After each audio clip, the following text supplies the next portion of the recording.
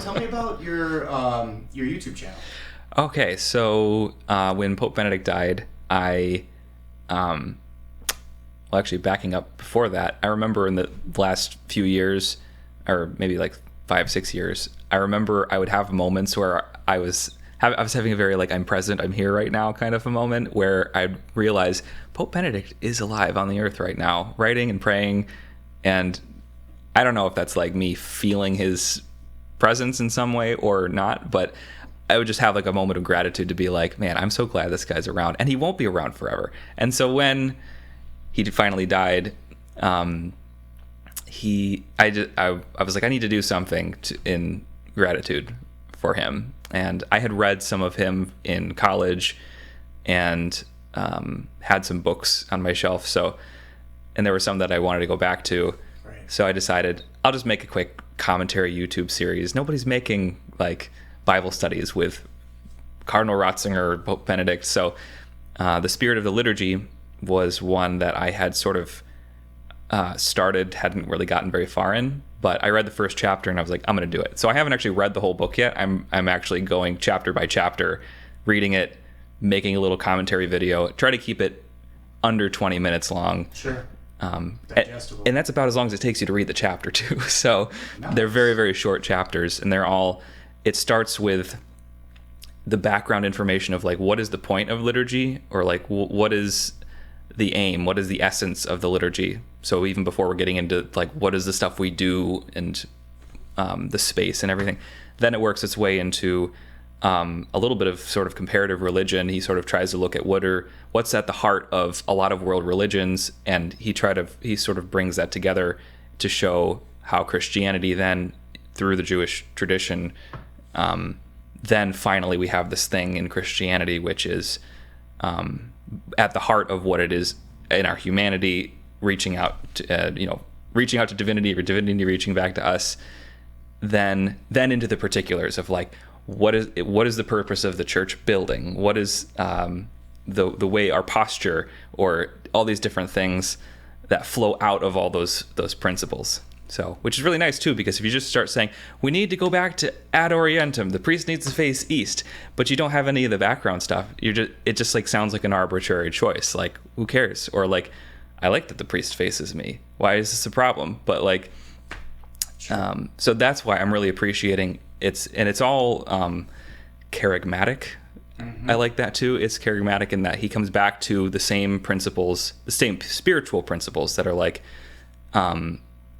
the terms exitus and reditus keep happening. And I always use this hand symbol so that someone could probably just make like a track of me doing this, because it's going out, like everything's created, we go out, and then we're made to... Get our memologists on that.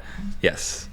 But we're made to come back to God. All of creation finds its completion in God. So, and that was the case before the fall happened, but then the fall introduces this element of redemption in that arc.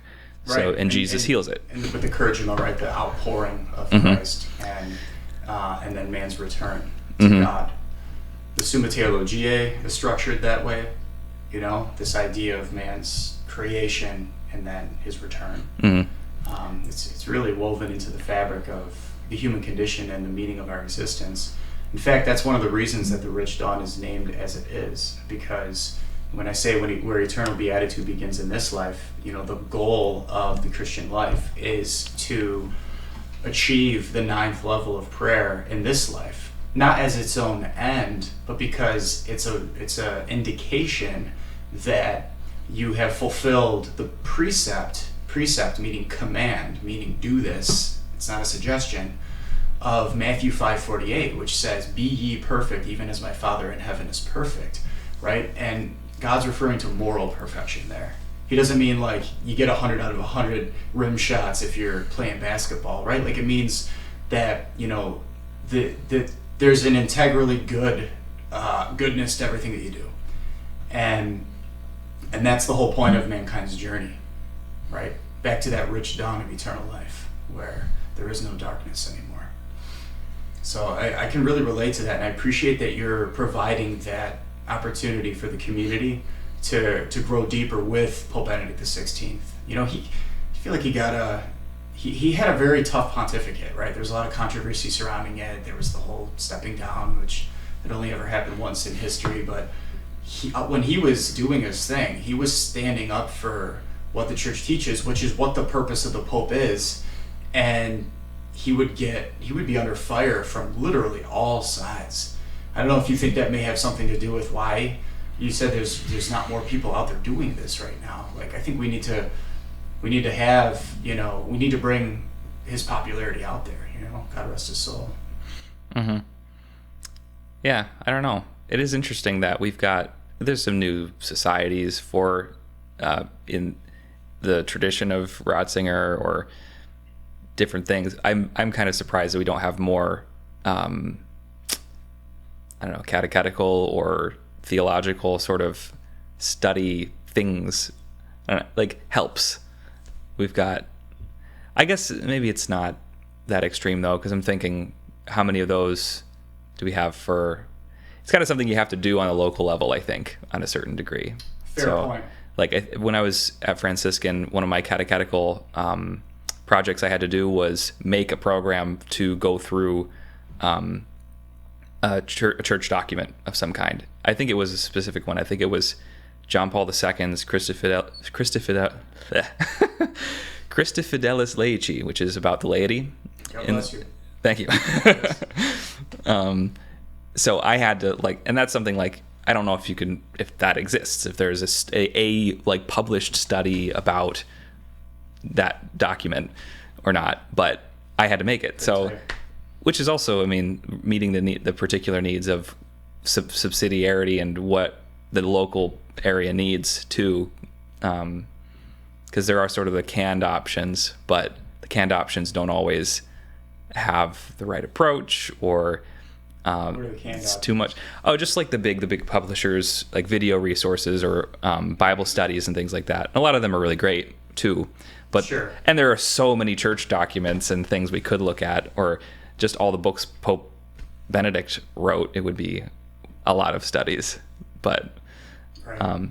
It would be nice to have some like liturgy, like a study on Pope Benedict's view of the liturgy or something like that. But and just to be clear, your YouTube channel is under your name, Brady Webb. For those who might be listening and not viewing, that's BRADY space WEBB. And so when did you start launching it? You mentioned that his death really had an impact on you. Did it come out 2023 or? Yeah, so I think I started on it in January. It's been one video a month or so. Okay. And yeah, just doing it piece by piece, because there are many, many chapters in this book, so it'll be many, many videos long. But again, I try to keep the same same spiritual backbone in each of them. What's the story behind the incredible hat? Oh, so that hat, for anyone who hasn't seen my videos, Brady's coming in correct in style. So I wear a cap. It was January, and we're cheap. My wife and I. No, we're frugal. We're frugal. And who isn't in these last few years in the state of the economy? But anyways, that's neither here nor there. Yeah. So we didn't have the heat on, or we had the heat on very low, and it was cold. So we would just bundle up. And part of my bundling up was this cap that I have. It's a very night before Christmas kind of reminds me cap. Of the Victorian era. Yeah. It's got a little white ball on the end of it and everything. But my mom made that for me a long time ago. I was probably in third or fourth grade, because I was Scrooge in a church play, Nice. like a church musical. And I was Scrooge. I had to have the cap, for that. Yeah. Nice. Mm-hmm. So I held on to it, and then eventually I just thought it'd be fun to start wearing it. And it's nice and warm. I'm just surprised it still fits. Yeah, well, it's great work. The way that it's made. It's not with a set. What's the word? It's stretchy. Well, I just roll it up. It's just one big cone of material. So you roll it up as far as you need it to go to get it on your head. So. Boom. Yep. Awesome.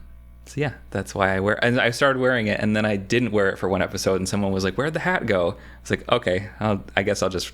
I don't need to wear this for warmth anymore." But it does kind of feel like it's like a casual. I don't know. It adds like I'm home. I'm just talking about this thing. I'm not trying to like. I'm not trying to, nor am I making any money off. So, right. It's just, I read this chapter. Here are the points that I thought were relevant, and sort of strip away.